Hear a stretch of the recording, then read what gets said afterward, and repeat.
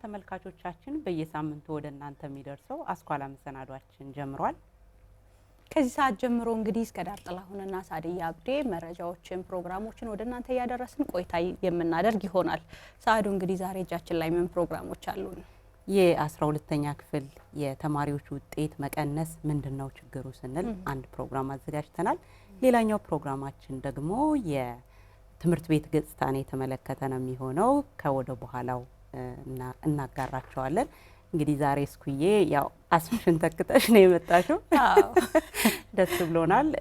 አስፋው ያው በስልጠና ምክንያት ውድ ተመልካቾቻችን ዛሬ አልተገኘም። ከእስከ ዳር ጋር ሆነን እናንተን ይጠቅማሉ ያልናቸው መረጃዎች፣ ያስተምራሉ ያዝናናሉ ያልናቸው መረጃዎች እያቀረብንላችሁ ቆይታ እናደርጋለን ማለት ነው። ጥሩ። እነዚህን ፕሮግራሞች ባሻገር ደግሞ እንግዲህ ዛሬ በዋናነት የምናነሳው መረጃችን የማህበረሰብ ተሳትፎን የተመለከተ ይሆናል። አብራችሁን ከቆያችሁ ይሄን ፕሮግራምና መረጃዎችን የምታገኙ ይሆናል። ስለምትከታተሉ እናመሰግናለን። ተመልሰን እንመጣለን።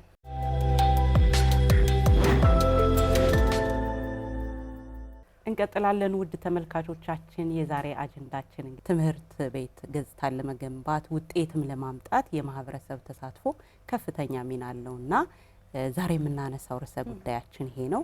እንደው ከዛ በፊት ገጽታ ግንባታ ስንል ምን ማለታችን ነው?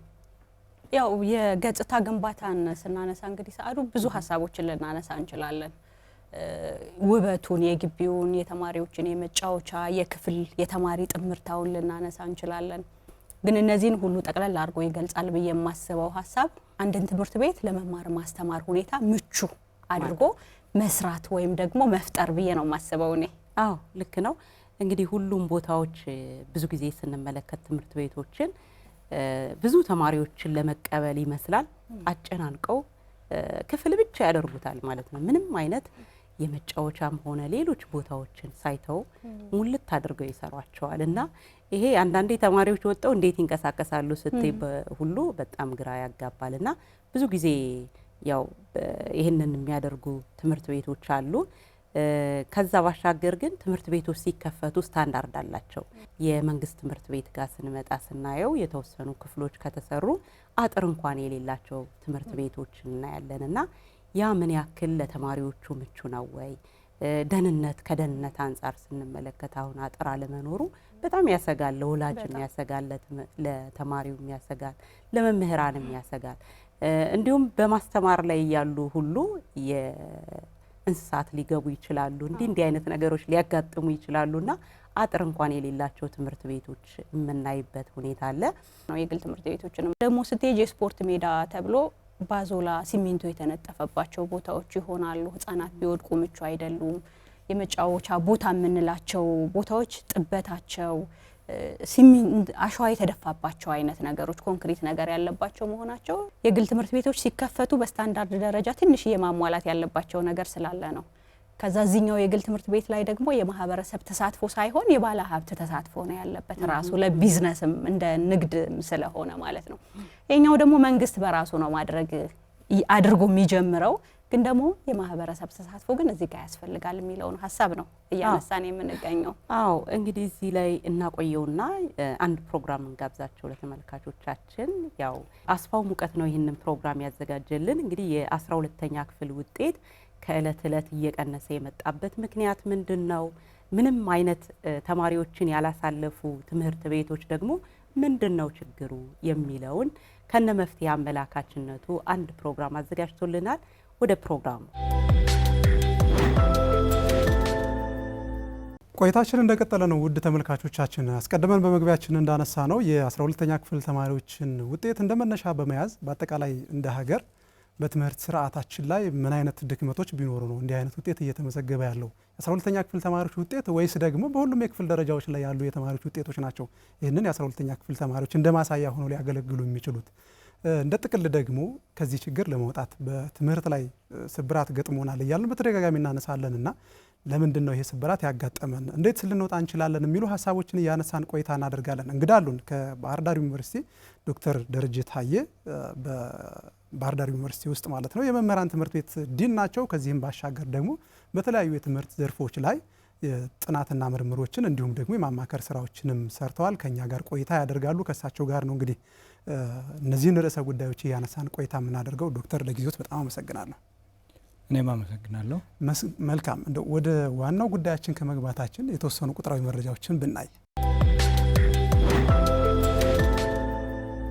የ3 ዓመት የ12ኛ ክፍል ተማሪዎች ውጤትን እንደመነሻ ብናይ የተሻለ የሚመስል ነገር ስላየን እንደው እስኪ 2015ን እንይና 2015 ውስጥ እንደ ሀገር ከተፈተኑ ተማሪዎች ውስጥ የዩኒቨርሲቲ መግቢያ ፈተና ውጤት ያመጡ ተማሪዎች 3.2 ከመቶ ናቸው። በሌላ በኩል ደግሞ ወደ 96.8% የሚሆኑት ተማሪዎች ማለፍ አልቻሉ ማለት ነው። 2016ም ላይ እንዲሁ በተመሳሳይ ስንመጣ እንደ ሀገር 5.4% ናቸው የዩኒቨርሲቲ መግቢያ ውጤት ማምጣት የቻሉት። በሌላ በኩል ደግሞ 94.6 ከመቶ የሚሆኑት ተማሪዎች ወደ ዩኒቨርሲቲ መግባት አልቻሉም የሚል ያሳየናል። 2017ም ላይ ብንመጣ ደግሞ እንዲሁ በተመሳሳይ 8.4 በመቶ የሚሆኑት ተማሪዎች የዩኒቨርሲቲ መግቢያ ውጤት አስመዝግበዋል። 91.6 የሚሆኑት ደግሞ ውጤት አላመጡም የሚሉ ስታቲክሶችን አይተናል። ትምህርት ሚኒስቴር ያወጣቸው መረጃዎች ናቸው እነዚህ። በ2017 ዓመተ ምህረት አጠቃላይ በሀገሪቱ ውስጥ ካሉ ትምህርት ቤቶች 1249 ትምህርት ቤቶች አንድም ተማሪ አላሳልፉም በ12ኛ ክፍል ተማሪዎች ላይ። አማራ ክልል ላይ ስንመጣ ደግሞ 61 ትምህርት ቤቶች አንድም ተማሪ ወደ ዩኒቨርሲቲ የመግቢያ ውጤት አላስመዘገበባቸውም የሚሉ ቁጥሮችን እናያለን። እስካሁን ያየናቸው ከ2015 ጀምሮ እስከ 2017 እያየናቸው የመጣናቸው የተማሪዎች የማለፍ ምጣኔ ደርሰው 12ኛ ክፍል የመጡ ናቸው ወይስ ደግሞ ከታች ያልሰራ ነው ውጤት ይሆን? እንደ ቁጥሮች ምን ያሳያሉ የሚለውን ብናየው የሚያሳስቡ ቁጥሮች ናቸው። ትምህርት ለአንድ ሀገር መጪ ጊዜ ወሳኝ ሁነት መሆኑን ሁሉም ሰው እንደሚረዳ እናውቃለን። ከእሱ አንጻር ስናየው ይሄ ውጤት ቀጣይ የሀገርንም እጣ ፈንታ የሚተነብይ የሚወስን ጉዳይ ነውና እጅግ በጣም ነው የሚያሳስበው። ሁሉንም ባለድርሻ አካላት ሊያሳስብ ይገባል። ይህን ቁጥር እያየን እንደው ተኝተንም ማደር የለብንም። መረባረብ እና ይህን ቁጥር ማሻሻል እና ወደ ትክክለኛው ቦታ መመለስ ይኖርብናል።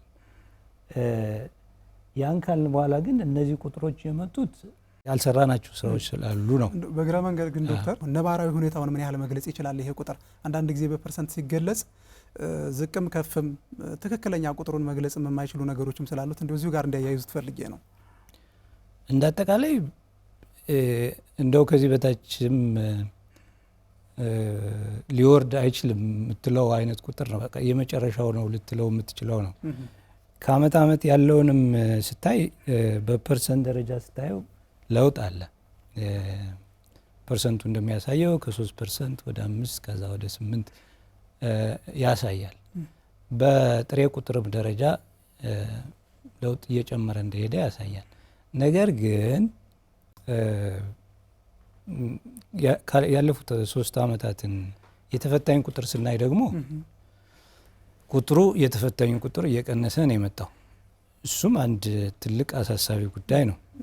የተፈታኝ ቁጥር ለምን ቀነሰ፣ ምንድነው ምክንያቱ የሚለው ሌላ ሊያሳስበን የሚገባ ነገር ነው። ከዛ ባሻገር ምናልባትም እዚህ ያልተገለጸ ግን በትምህርት ሚኒስቴር የተገለጸ የትምህርት ስርዓታችንን ከጥራት ብቻ ሳይሆን ከፍትሃዊነት አንጻር ጥያቄ ውስጥ የሚያስገባ ውጤት ነው የተመዘገበው። ትምህርት ሚኒስቴር በቅርቡ ባወጣው መግለጫ ከነዚህ ካለፉ ተማሪዎች ውስጥ እነማን ናቸው ያለፉት ብለን ስናይ የሚያሳስብ መረጃ ነው የምናገኘው። ከነዚህ ካለፉት ተማሪዎች ውስጥ የአዳሪ ትምህርት ቤት ተማሪዎች 100% ነው ያሳለፉት። የኢንተርናሽናል ትምህርት ቤት ተማሪዎች ደግሞ 85% እስከ 90%፣ የግል ትምህርት ቤቶች ደግሞ 50% ነው ያሳለፉት። በሌላ በልኩ የመንግስት ትምህርት ቤቶችን ስናይ ደግሞ 5% ብቻ ነው ያሳለፉት። ይሄ የሚነግረን ትልቅ ነገር አለ። ትምህርቱ የጥራት ብቻ ሳይሆን ችግር ብቻ ሳይሆን ያለበት የፍትሃዊነትም ችግር አለበትና ቁጥሮችን ስናይ በደንብ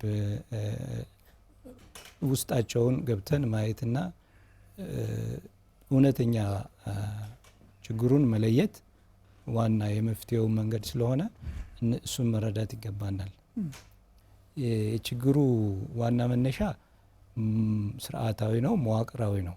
ከታች ከቅድመ መደበኛ ጀምሮ እስከ 12ኛ ክፍል ልጆች የመጡበት መንገድ ነው እዚህ ያደረሳቸው። ነገር ግን ምናልባት ይሄን ውጤት እጅግ በጣም እዚህ ደረጃ እንዲወርድ ሊያደርጉ የሚችሉ ከስርዓታዊ ችግሮች ባሻገር ምን ሊኖሩ ይችላሉ? በተለይ ባለፉት 3 ዓመታት የተፈተኑ ተማሪዎች ምን የተለየ ነገር አጋጥሟቸው ሊሆን ይችላል ብለን ካሰብን በዚህ 5 ዓመት ውስጥ የትምህርት ስርዓት ለውጥ አድርገናል እንደ መንግስት ማለት ነው፣ እንደ ሀገር። ይሄ ሪፎርም ወይም የትምህርት ስርዓት ለውጥ የተለያዩ የለውጥ ሀሳቦች ተቀምጠው ወደ ትግበራ ገብቷል። ይሄ ለውጥ ሀሳብ የለውጥ ሪፎርም የመጣው ቀደም ሲል በ2010-11 የትምህርት ፍኖተ ካርታ ተዘጋጅቶ ነበር። እሱን ለማዘጋጀትም ጥናቶች ተጠንተው ነበር። በዛ መሰረት የስርዓተ ትምህርትና የትምህርት አደረጃጀት ለውጦች ተካሂደዋል። ከዛ ውስጥ ለምሳሌ 10ኛ ክፍል ያበቃ የነበረው የአጠቃላይ ሁለተኛ ደረጃ ትምህርት እንዲቀር ተደርጓል። ከዛ በፊት የነበረው ምንድነው? 10ኛ ክፍል ላይ ይፈተናሉ፣ ቢበዛ ከ20% የማይበልጡት ወደ 11ኛ ክፍል ያልፉ ነበር፣ ወደ ፕሪፓራቶሪ ማለት ነው። ያ ነገር እንዲቀር ተደረገ በ2013-14። ያ ነገር ቀረ ማለት ምን ማለት ነው? 10ኛ ክፍል ላይ ይቀሩ የነበሩት እነዛ 80% ተማሪዎች ቀጥታ እንዲያልፉ ነው የተደረገው። ይሄ ደግሞ የሆነው እነዚህ ፕሪፓራቶሪ የነበሩ ትምህርት ቤቶች ቅድመ ዝግጅት ሳያደርጉ ነው። የክፍል ጥበት ነበረባቸው። አጠቃላይ የማስተማሪያ ቁሳቁሶች ችግሮች ነበረባቸው። ትምህርት ቤቶቹ ከአቅማቸው በላይ ነበረ የተጠለቀለቁት። ያ ነገር ሲቆም 10ኛ ክፍል ሲቆም ማለት ነው። ስለዚህ ያ ቀላል በማይባል ደረጃ የትምህርቱን እንደጎዳው መናገር እንችላለን። በዛ ያለፉ ልጆች ናቸው እነዚህ አሁን የተፈተኑት።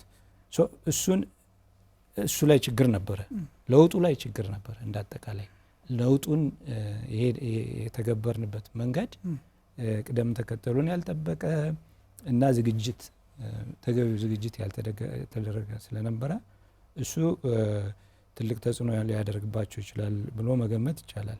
ሌላው በተለይ የመጀመሪያዎቹ አካባቢ አፈታተኑም ድንገት ሲቀየር ልጆች ከለመዱት ቦታ ከኖሩበት ቦታ ወጣው እንደ ካምፕ በዩኒቨርሲቲዎች አንድ ላይ ተሰብስበው ያለምንም ግንኙነት ማለት ነው እንግዲህ ከቤተሰብ ጋር መገናኘት አይቻልም። በዛ ሁኔታ መፈተን የራሱ የሆነ የስነ ልቦና ተጽዕኖ ሊያሳድር እንደሚችል አንዳንድ ነገሮች አይተናል። እኛ ዩኒቨርሲቲ ውስጥ ሆነን ልጆች ስትረስ ውስጥ ገብተው የተለያየ ችግር ሲገጥማቸው አይተናልና እንደው ከአጠቃላይ ከትምህርት ስርዓቱ ችግሮች መዋቅራዊ ችግሮች ባሻገር እነዚህም ነገሮች ለዚህ ውጤት አስተዋጽኦ ሊያደርጉ እንደሚችሉ መገመት ይችላል። እርሱ አንድ ጽሁፍ አጋርተውኝ ነበር ለዚህ ፕሮግራም መነሻ የሚሆን ነገር 8ኛ ክፍልና 4ኛ ክፍል ላይ እንዲሁ እንደ የተማሪዎቹን ብቃት ሊለኩ የሚችሉ ፈተናዎች ነበሩ፣ ምዘናዎች ይካሄዳሉ እና እዛም ላይ ምን የሚታዩ ውጤቶች ከዚሁ የተለዩ አይደሉም የሚል ጽሁፍ እያየሁ ነበረ። ምን ያህል ተመጋጋቢ ነው ማለት እንችላለን አሁን 12ኛ ክፍሎች ጋር ከምናየው ጋር? እንግዲህ እንደ ሀገር በየ4 ዓመቱ 4ኛ ክፍል ላይና 8ኛ ክፍል ናሙና ትምህርት ቤቶች እየተመረጡ ትምህርቱ የት ላይ ነው ያለ የሚል ጥናት ይካሄዳል፣ ምዘና ይካሄዳል። እነዚህ ምዘናዎች ያለፉት 5-6 ምዘናዎች ቢታዩ ውጤታቸው የሚያሳየው አማካይ ውጤቱ ከ50 በታች ነው፣ ከ40 በታች ነው። እንዲያውም 4ኛ ክፍል 8ኛ ክፍል ከ4 ወደ 8 ሲሄዱም እየቀነሰ ነው የሚሄደው የሚያልፉት መጠን ውጤታቸው በተመዘኑበት ከ50% ሲታይ እየወረደ ነው። እሱ ደግሞ እንግዲህ ከፍ እያለ ሲሄድ እየወረደ እንደሚሄድ መገመት እንችላለን። ስለዚህ አሁን የመጣው ውጤት ከዛም ጋር ተያይዞ የዛ ውጤት ነው እንጂ ድንገት እዚህ 12ኛ ክፍል ወይ ሁለተኛ ደረጃ ላይ በተከሰተ ክስተት የመጣ ነው ለማለት ያስቸግራል። እንግዲህ 12ኛ ክፍል ውጤትን እንደመነሻ ያነሳ ነው። ሄደን የሆነ ደረጃ ላይ ስንደርስ የትምህርት ደረጃችንና ምን ላይ ነው ያለ ነው የሚለውን የተወሰነ ነገር ጠቆም ስለሚያረክ ካልሆነ በስተቀር እርሱም እንዳነሱት ከታች ጀምሮ ስራ ይፈልጋል። ልኬታው መሆን ያለበት ከታች ጀምሮ ነው። ቀደም ብለው ሲያነሱ ከስርዓትና ከመዋቅር አንጻር ብናያቸው የተሻለ ነው የሚል ሀሳብ አንስተዋል። እንደ ጥቅል ምንድናቸው ስርዓታዊ ችግሮቹ፣ መዋቅራዊ ችግሮቹስ ምንድናቸው? እንዲሁ ከስርዓታዊ ችግሮቹ ብንጀምር። እንዲህ አይነት ክስተት በኢትዮጵያ ብቻ አይደለም ያለው። አብዛኛው የአፍሪካ ሀገራት የዚህ አይነት ሁኔታ ውስጥ ነው ያሉት። የትምህርት ጥራት ቀውስ አጋጥሟቸዋል። በሶስት መንገድ ይገልጹታል ቀውሱን። አንደኛ እዚህ ጋር እንደምናየው የትምህርት የተማሪዎች ውጤት በጣም ዝቅተኛ መሆን ነው። ሁለተኛው ደግሞ የፍትሐዊነት ችግር መኖር ነው። አንዱ የቀውሱ መገለጫ ትምህርት የበለጠ እንደውም ሊደርስባቸው የሚገቡ ቦታዎችና ሊያገኙ የሚገባቸው የህብረተሰብ ክፍሎች አያገኙም። ይብን በዚህኛው አካሄድ ራሱ ለጥቂቶችና በተወሰነ በከተማ አካባቢ ለሚገኙ ልጆች ነው የሚደርሰው። ሶ ከፍትሐዊነት አንጻርም ይገለጻል ቀውሱ። የዓለም ባንክ ሪፖርት እነዚህ ሀገራት ኢትዮጵያን ጨምሮ ያደጉ ሀገራት የደረሱበት ለመድረስ ቢያንስ 100 ዓመት ይፈጅብናል የሚል ነው። ሶ ቀውሱ በዛ ልክ ነው የሚገለጸው፣ በትምህርት ውጤት ብቻ ሳይሆን በፍትሐዊነትና በአዝጋሚነቱ ማለት ነው።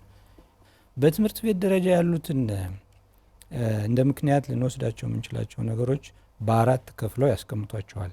አንደኛው ከተማሪዎች ጋር የተያያዘ፣ ሁለተኛው ከመምህራን ጋር የተያያዘው፣ ሶስተኛው ከትምህርት አመራሩ ወይ ከርዕሰ መምህራንና ከዛ አመራሮች ጋር የተያያዘ እና አራተኛው ደግሞ ከግብአት አንጻር የተያያዙ ናቸው። ከተማሪ ጋር የተያያዙ ችግሮችን ብናይ ዝግጁ ሆኖ ነው ወይ የሚመጣው ተማሪ? ስነ አእምሯዊ ዝግጁነት ያስፈልጋል። ከመምህራን አንጻር እንዲሁ በተመሳሳይ መምህራን እንግዲህ ባለፉት ኦልሞስት 25-30 ዓመታት ትምህርት በፍጥነት ነው የተስፋፋው። ሲስፋፋ ደግሞ ለዛ የሚመጥን መምህራን ያስፈልጉ ስለነበር በፍጥነት ነው መምህራንን ለማድረስ የተሞከረው፣ ሽፋኑ ላይ ማለት ነው። ሽፋኑ ላይ ስለዚህ መምህራን የሰለጠኑበት የተመለመሉበት መንገድ የሰለጠኑበት መንገድ በጣም በጥድፊያ ስለነበር የራሱ የሆነ አሉታዊ አስተዋጽኦ ብቃታቸው ላይ የራሱ አስተዋጽኦ አድርጓል። እዚህ መምህራንን ከዛ አንጻር ማየት እንችላለን። አራተኛ የግብአቱ ነው። ግብአቱ ብዙ ጊዜ ይነሳል። የግብአት ችግር አለ። ትምህርት ቤቶችን ደግሞ የሚያቅፈው ትልቁ ሲስተም አለ፣ ስርዓቱ አለ። በሲስተም ደረጃ ስናያቸው ያሉ ነገሮችን በሁለት ከፍለን እናያቸዋል። አንደኛው ቴክኒካዊ የሆኑ ከአቅም ከአደረጃጀት አንጻር ያሉ፣ ሁለተኛ ደግሞ ፖለቲካዊ የሆኑ ምክንያቶች ሊኖሩ ይችላሉ ማለት ነው። ልጆች የሚያልፉበት ስርዓት ከክፍል ክፍል የሚያልፉበት ስርዓት ቢፈተሽ አሁን ትክክለኛ ቢሆን ኖሮ እነዚህ ልጆች 12ኛ ክፍል አይደርሱ። ነገር ግን ቁጥር ላይ የቁጥር ጨዋታ ነው ያለው። አሁን 50% እና ከዛ በላይ ያላቸው ተማሪዎች ያልፋሉ ነው እንደ ፖሊሲ የሚለው። ሶ 50 ማለት ምን ማለት ነው የሚለው ግልጽ አይደለም። 50 ማለት ማንኛውም መምህር በፈለገው መንገድ የሚወስነው ነገር ነው። በቃ 50 አምጥቷል ብሎ ሞልቶ የሚያሳልፈው ነው። ይሄ ምን ያህል የተሳሳተ ምን ያህል ግልጽነት የጎደለው መሆኑን ለማሳየት 12ኛ ክፍል ሳትሄድ 8ኛ ክፍልን ሲጨርሱ በመምህሩ ፈተና 75% ልጆች አልፈዋል። 8ኛ ክፍል ተፈትነው ግን ያለፉት በተገላቢጦች ነው፣ 25% ብቻ ነው ያለፉት። ይሄ የሚያሳየን የምዘና ስርዓታችን ከታች ጀምሮ ያለው የልጆችን ብቃት በአግባቡ እየለካ አለመምጣቱን ነው። አደረጃጀቱንና መዋቅሩን በደንብ መፈተሽ፣ የሰው ኃይሉን መፈተሽ ያስፈልጋል። እንዲናበቡ ማድረግ፣ ግባቸው ደግሞ የተማሪ ውጤት ክፍል ውስጥ ያለው የተማሪ ውጤት ማድረግ ያስፈልጋል። ቀጥሎ የሚመጣው ፖለቲካዊ የሆነው ተጽዕኖ ነው። እንግዲህ ትምህርት እና ፖለቲካ ማለያየት አይቻልም። ነገር ግን የፖለቲካ ተጽዕኖ አዎንታዊ መሆን ያለበት። ወደኛ ሀገር ስንመጣ ትምህርትን በማስፋፋት ደረጃ ከፍተኛ ስራ ተሰርተዋል። ነገር ግን ወደ ጥራት ስንመጣ ቁጥር ላይ በማተኮር ጥራትን የመሸፈን ሪሊ እነዛ ልጆች በቅተዋል ወይ የሚለውን በደንብ ሲሪየስ ሆኖ አለማየት ችግር አለ። የትምህርት መዋቅሩ ላይ ሰዎች ሲመደቡ ሞር ፖለቲካዊ የሆነ ተጽዕኖዎችን ማሳደር፣ ለምሳሌ ርዕሰ መምህራን ቀደም ባሉት ጊዜያት ርዕሰ መምህራን ከፖለቲካ አንጻር እየታዩ ይመደቡ ነበር፣ ከብቃት ሳይሆን የፖለቲካ ድጋፋቸው እየታየ ይመደቡ ነበር። አሁን ቀርቷል ተብሏል። እሱ አሁን ቀጥተኛ የሆነ እንትን ነው፣ አዎንታዊ አይደለም፣ ሊሆን አይችልም። ብቃት ነው መቅደም ያለበት። ትምህርት ፖለቲካ ነጻ ሊሆን አይችልም። ነገር ግን አዎንታዊ በሆነ መልኩ ፖለቲካው እዛ ላይ መጫወት አለበት። ከማብቃት ጋር የተያያዘው ነገር ለምሳሌ ከመስከረም ምናምን ጀምሮ እስከ ታህሳስ 30 ድረስ የአንደኛ ክፍል ተማሪዎችን ማንበብ፣ መጻፍ፣ ማስላት ማስቻል የሚል ነገር አለ። ከኬጂ ጀምሮ የተማሩ ልጆች እንደዛ ማድረግ ሊቻል ይችል ይሆናል። ግን ቅድምም ስናነሳ እንደነበረው ብዙ ቁጥር ተማሪ ያለው በገጠሪቱ የሀገሪቱ ክፍል ነው። እዛ አካባቢ ደግሞ የቅድመ መደበኛ ትምህርቶች የሉም። አንደኛ ክፍል ስተደርሶ በ3 ወር ውስጥ ማንበብ፣ መጻፍ፣ ማስላት ይቻላል ወይ? እንደዛ እስከሆነ 4ኛ ክፍል 10ኛ ክፍልም ድረስ ደርሶ ማንበብ መጻፍ የማይችል ሰው እያየን አይደለም ወይ? እንደው ይህንን የተረጎምንበት መንገድ እንደ ትምህርት ባለሙያ እንዴት ያዩታል? የሁሉም ትምህርት ቤት የሁሉም ተማሪ የመምህር ስራው ልጆችን ማብቃት በስርዓተ ትምህርቱ መሰረት። ከስርዓተ ትምህርቱ ውጭ ልትሆን አትችልም። ስርዓተ ትምህርቱ ልጆች አንደኛ ክፍል ላይ አንደኛ ሴሚስተር ወይም አመቱን ሲጨርሱ ይሄን ማወቅ አለባቸው ብሎ ያስቀምጣል። ስለዚህ አጠቃላይ የትምህርት መዋቅሩ ያንን ነው መደገፍ መከታተል ያለበት እንጂ ለብቻው ታህሳስ 30 ማብቃት ብሎ መምጣቱ በራሱ ችግር ያለበት ነው። መሆን የነበረበት በቃ ስርዓተ ትምህርቱን አተኩሮ እሱ ላይ የተቀመጠውን ነገር ልጆች እንዲያውቁ ማድረግ ነበርና እኔ ያ እንዳሰራር ራሱ ችግር ነበረበት ብዬ ነው ማስበው። 1249 ትምህርት ቤቶች አንድም ተማሪ አላሳለፉም እንደ ሀገር። እንደው አንድም ተማሪ አለማለፍ ማለት ደረጃ የሚይዙ ተማሪዎች ነበሩ። በ12ኛ ክፍል ድረስ እስኪደርሱ አንደኛ፣ ሁለተኛ፣ ሶስተኛ ምናምን እያሉ እየወጡ የሚሄዱ ልጆች አሉ። እነዛም አላለፉ ማለት ትምህርት ቤቶች ምንድን ነው ሊሰሩ የሚገባው? እንዲሁም ምን ስላልሰሩ ነው? እንዲሁ ትምህርት ቤት ላይ ያለው ነገር እንድናነሳው ፈለግኩኝ። ይሄ ስርዓታዊ የምትለው ነገር እዛ ይመጣል። ስርዓቱ ትምህርት ቤቶችን የሚገመግምበት የሚደግፍበት መንገድ የተሳሳተ እንደነበረ ይሄ ያሳያል። አሁን እነዚህ ትምህርት ቤቶች እንደ ማንኛውም ትምህርት ቤት የተገመገሙ ያለፉ ናቸው። በቃ እያስተማሩ ነው ተብሎ ማለት ነው። ነገር ግን ያ የመገምገሚያ መንገዱ ከዋናው ዓላማ የወጣ ነው ማለት ነው። ስርዓታዊ መፋለስ ሲፈጠር እንደዛ ነው። አሰራሮቹ ከዋናው ልጁን ስርዓተ ትምህርቱ ላይ የተቀመጠውን ነገር ማሳወቅ ከሚለው ያፈነግጡና ማሳለፍ፣ በብዙ ቁጥር የማሳለፍ እነዚህ ኮስሞቲክ የሆኑ ነገሮች ላይ የማተኮር ሪፖርት ላይ ጽፎ ሪፖርት ጥሩ ሪፖርት መጻፍ እንትኑ ጋር ያልደረሰ ማለት ነው።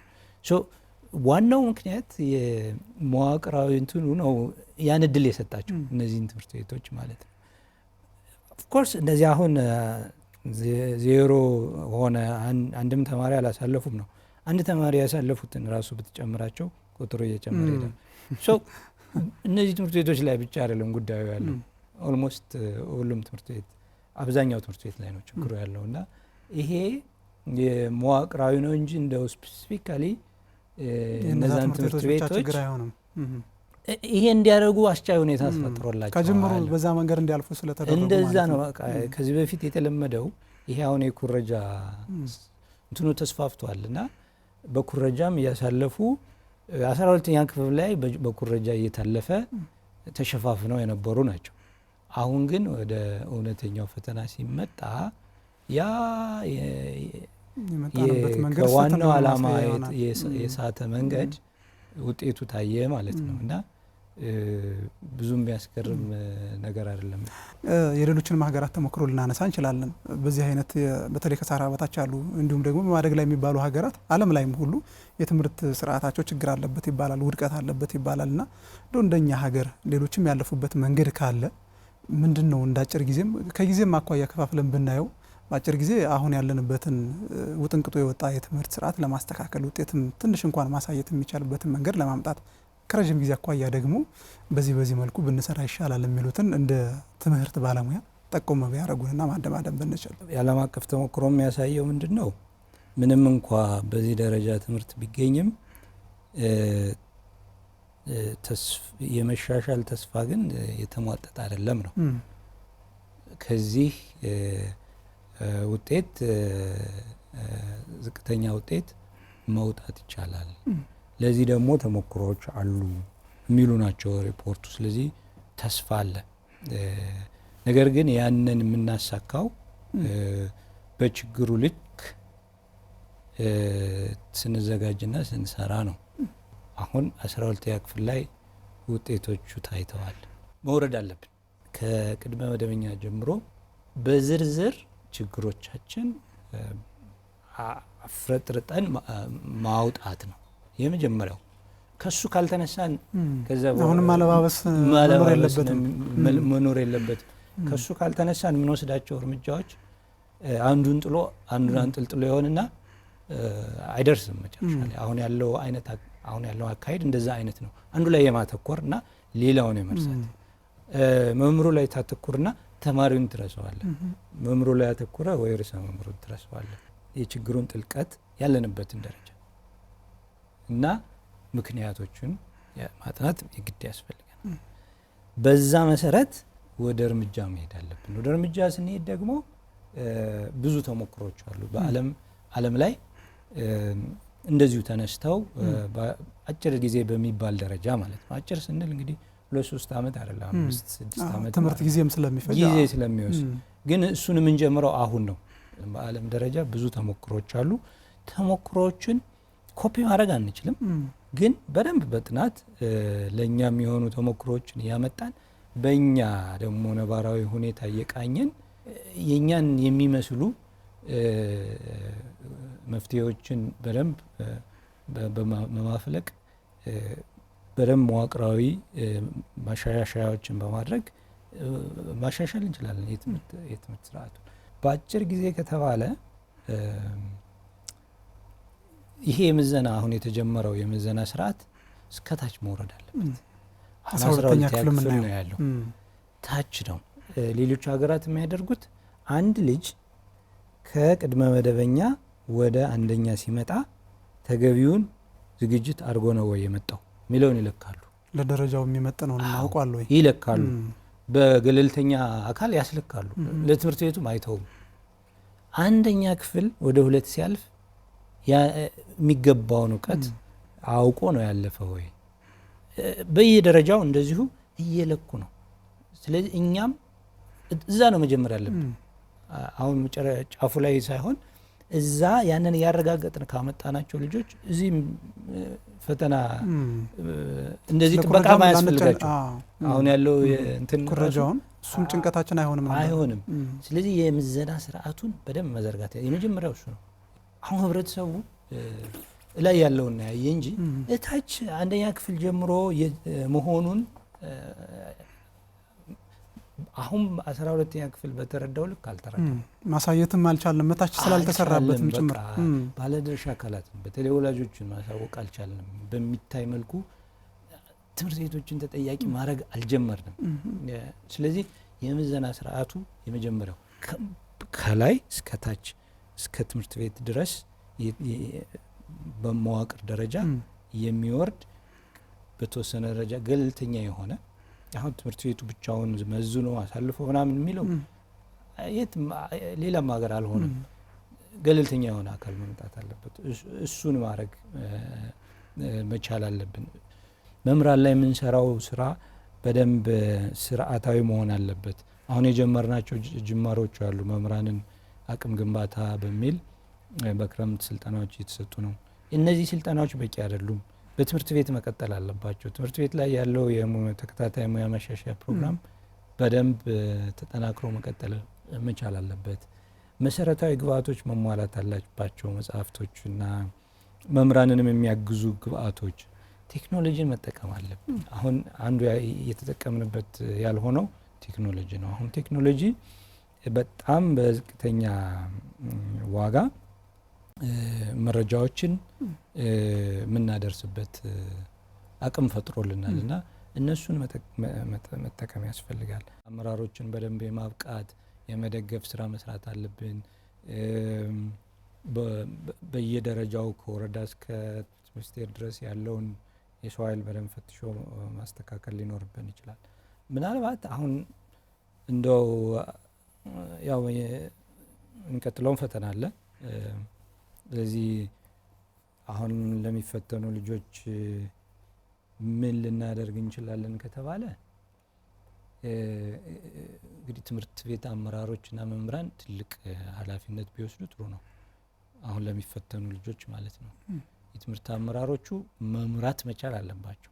ውጤትን ማዕከል ያደረገ አመራር፣ ለሪፖርት ሳይሆን ልጆች እየተማሩ መሄዳቸውን የሚያረጋግጥ ስርዓት መፍጠር መቻል አለባቸው።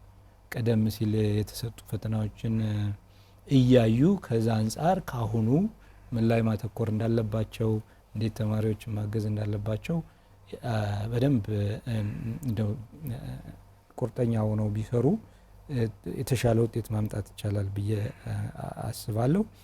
ትምህርቱ ላይ ብቻ ከማተኮር ባሻገር ከስነ ልቦናም አንጻር ከዝግጁነትም አንጻር ሊረዱ ይገባል ልጆች።